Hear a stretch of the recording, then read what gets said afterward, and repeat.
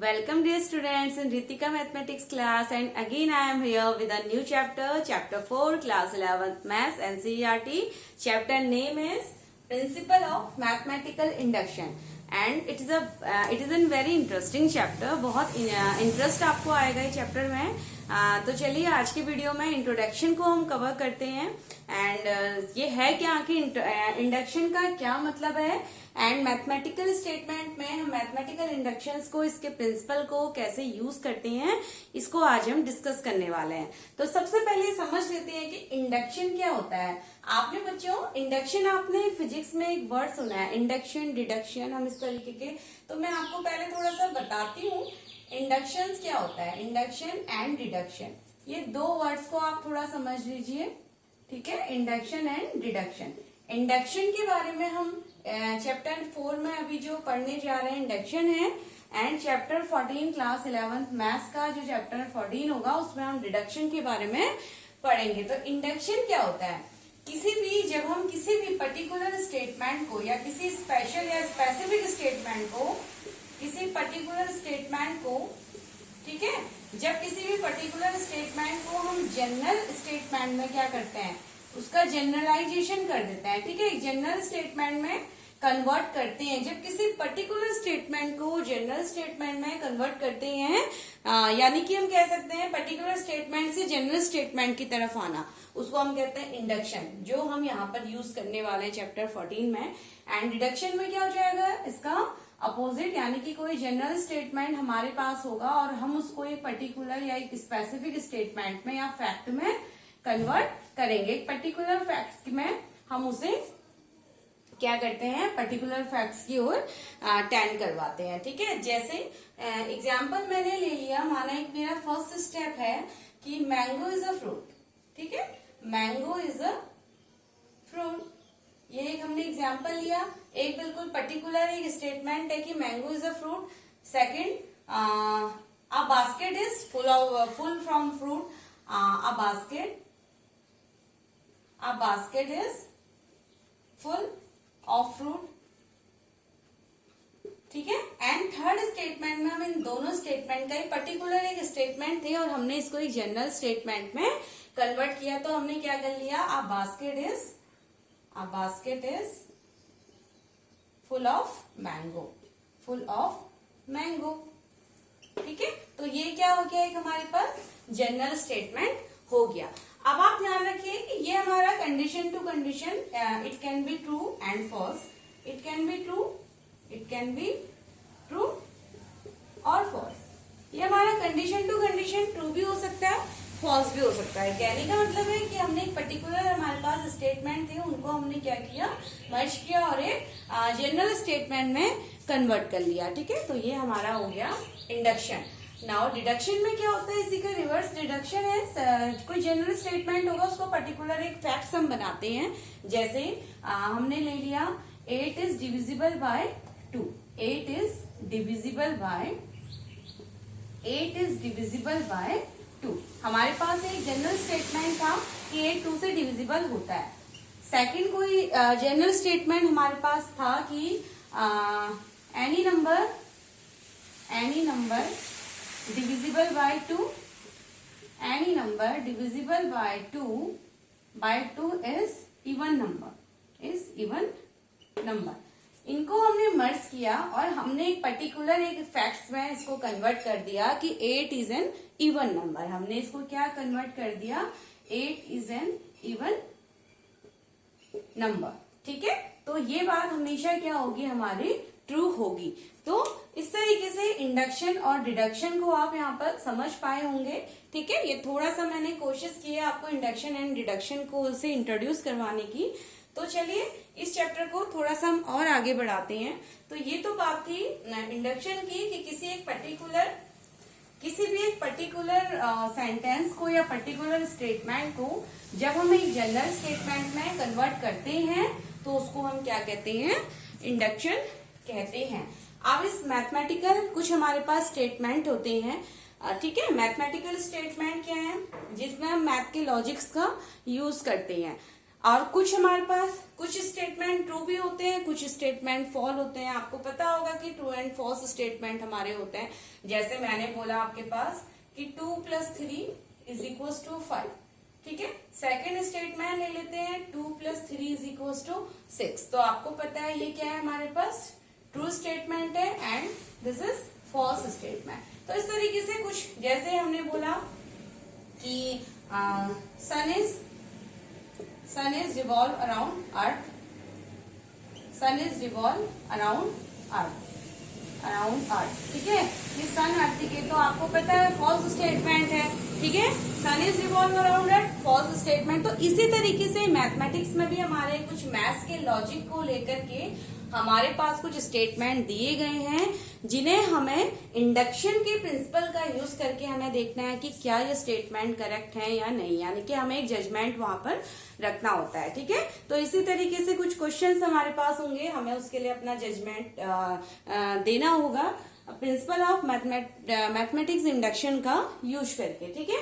तो चलिए इसको थोड़ा सा और आगे बढ़ाते हैं हम। अब मैथमेटिकल इंडक्शन क्या है, प्रिंसिपल ऑफ मैथमेटिकल इंडक्शन क्या है।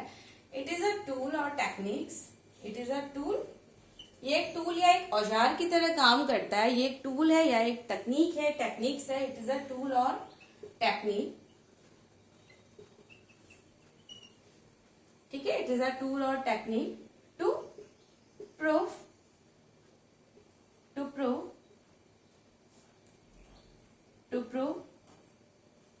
any mathematical statement, to prove any mathematical statement, to prove any mathematical statement by using principles of mathematical induction, by using principles of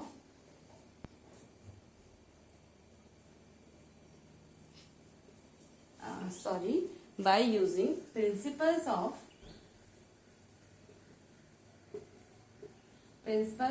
mathematical induction, ठीक है। हमें mathematical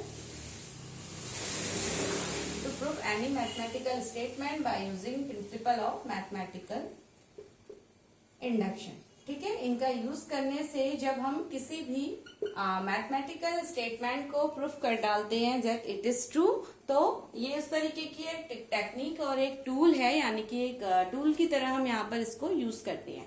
अब दूसरी बात है कि इसका कॉन्सेप्ट क्या होता है आखिर, किस तरीके से हम तो ये आपको स्टूडेंट, इसमें कोई बहुत ज्यादा फॉर्मूला आपको लर्न नहीं करना है, बस आपको इसके पीछे का जो रीजनिंग है वो आपको समझना है कि हम इंडक्शन के पीछे क्या रीजनिंग का यूज करते हैं, ठीक है, और किस तरीके से हम क्वेश्चन में उसको इम्प्लीमेंट करेंगे। तो उसके लिए देखिए एक सिंपल सा मैंने एग्जांपल लिया है। हम यहाँ पर डोमिनोज हमारे पास होता है ना, आपने देखे हैं कुछ इस तरीके के डोमिनोज, यानी कि रेक्टेंगुलर ब्लॉक्स हमारे पास होते हैं।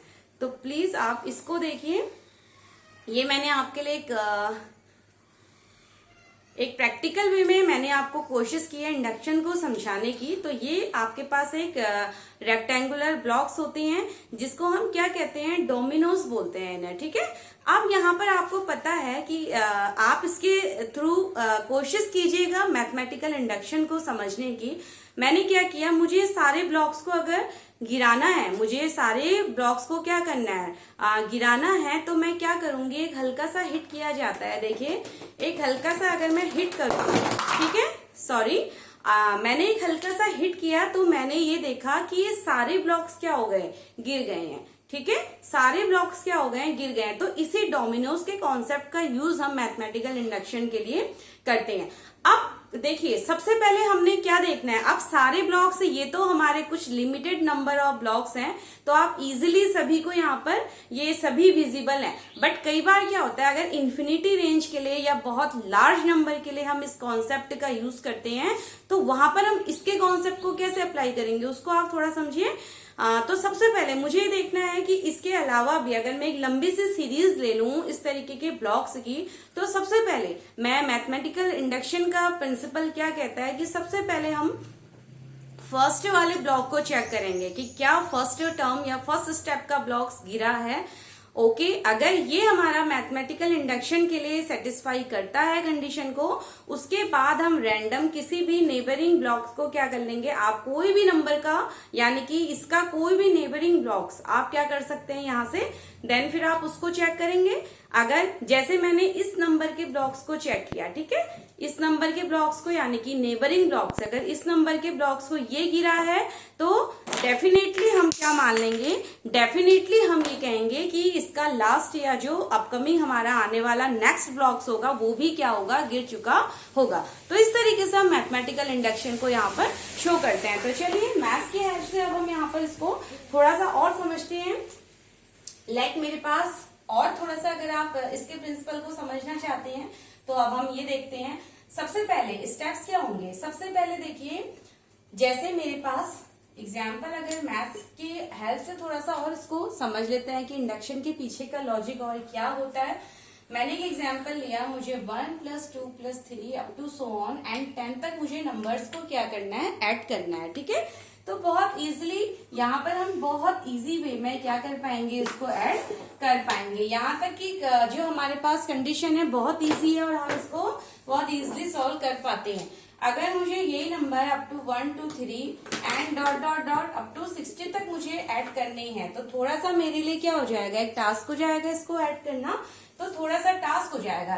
तो इसी तरीके से अगर मुझे n नेचुरल नंबर्स के लिए कोई भी, अगर ये n नेचुरल नंबर्स है मेरे अप टू n तक, ठीक है, n नेचुरल नंबर्स का अगर मुझे नंबर्स को ऐड करना है तो ऑलरेडी हमने 10th क्लास में एक फॉर्मूला पढ़ा है n+1/2, ठीक है। n नंबर के यानी कि नेचुरल नंबर के सम का एक फॉर्मूला हमने यहाँ पर पढ़ा हुआ है। इस फॉर्मूले को हमें क्या करना है, मैथमेटिकल इंडक्शन की हेल्प से हमें चेक करना है क्या ये फॉर्मूला हमारा जस्टिफाई करता है या नहीं, ठीक है। ये फॉर्मूला तो आप सभी पढ़ के आ चुके हैं, ठीक है।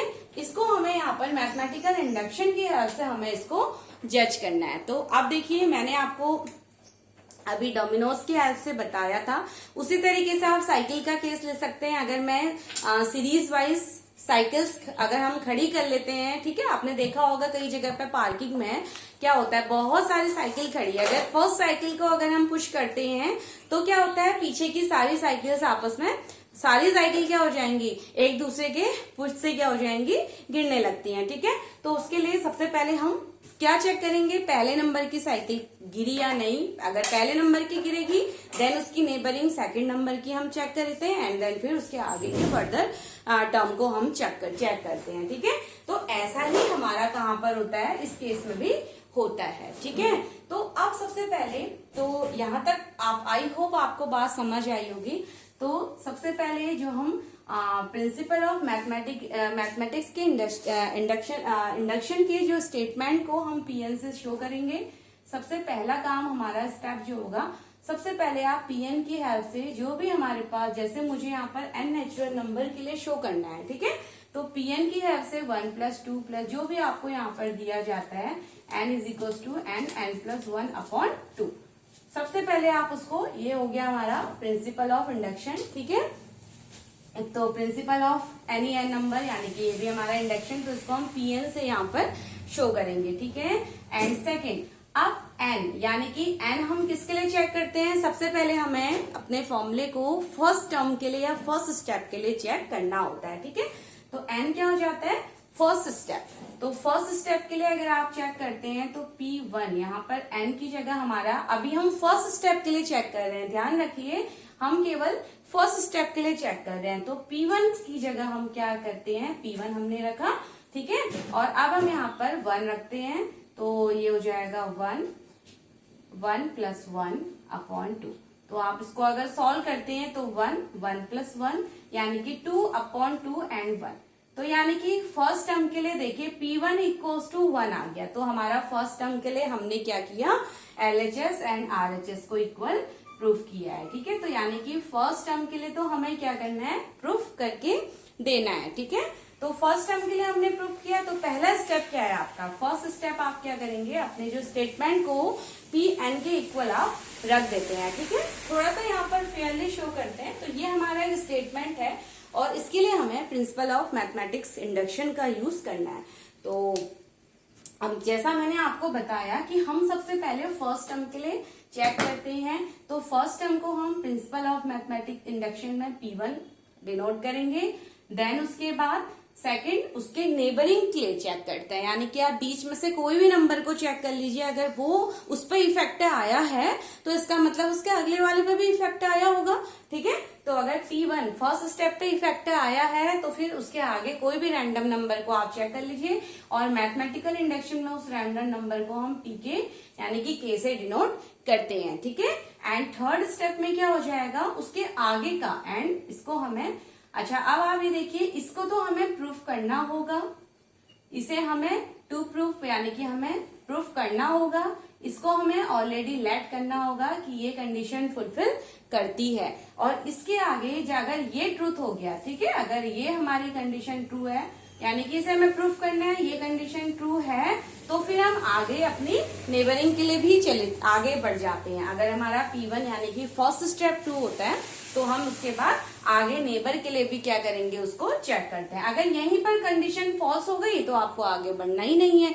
ठीक है, अगर हमारी फर्स्ट स्टेप पे कंडीशन फॉल्स हो जाती है तो हमें आगे बढ़ना ही नहीं है। तो बट अगर हमारी फर्स्ट स्टेप के लिए कंडीशन ट्रू है तो हम के यानी कि नेबरिंग के लिए चलते हैं, फिर ये कंडीशन को हम लेट कर लेते हैं कि ये ट्रू है, एंड देन लास्ट स्टेप क्या होता है, PK+1 यानी कि एनी नंबर के लिए फिर आप PK+1 अप टू जो हमारी एंड लिमिट है वहां पर इसको PK+1 से डिनोट करते हैं। ठीक है, और अगर यहाँ ट्रू है तो यहाँ तो ऑटोमेटिक फिर इसको ये ट्रू हो ही जाती है, और ये ट्रू होती है तो हमारा PN जो होगा वो इन सभी कंडीशन के लिए क्या हो जाता है, ट्रू हो जाता है। तो ये 3 स्टेप्स का आप यहाँ पर ध्यान रखिए। ठीक है, फर्स्ट स्टेप अगर ट्रू है then we will move towards the next step, that is PK step, यानी कि आप रैंडम बीच में से कोई नंबर को चेक कर लीजिए क्या उस पर इफेक्ट आया है या नहीं।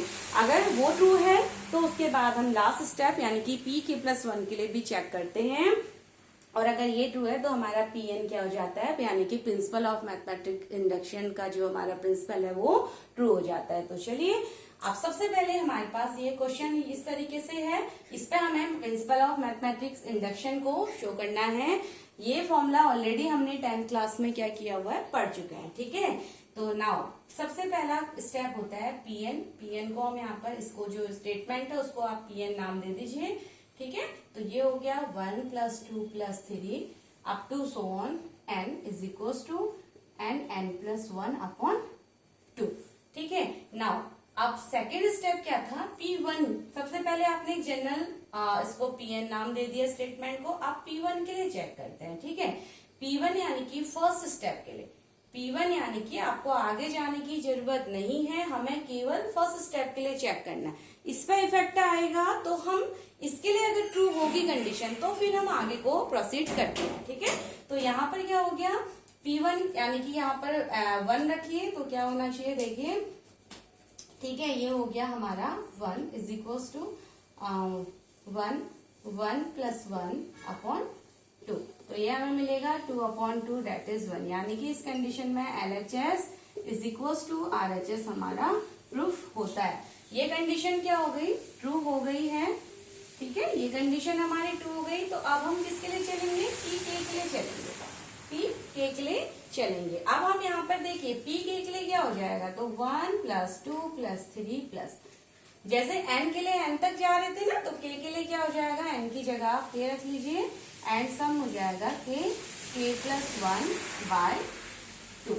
ठीक है, तो यानी कि इसके लिए भी ट्रू है, ऑलरेडी क्या है, इसके लिए ट्रू होता है। ठीक है, ये तो ट्रू होगा ही होगा आपके पास। ठीक है, अब लास्ट स्टेप जो हमारा है उसको हम PK+1 के लिए चेक करते हैं। देखिए, थोड़ा सा बोर्ड पे जगह कम होने की वजह से आपको भी यहाँ पर थोड़ा प्रॉब्लम फेस करना होगा, सॉरी फॉर दैट। चलिए, इसको मैं यहाँ पर इरेज करके इसको मैं यहाँ पर प्रोसीड करती हूँ। ठीक है, फर्दर सॉल्यूशन हम यहाँ पर स्टार्ट करेंगे।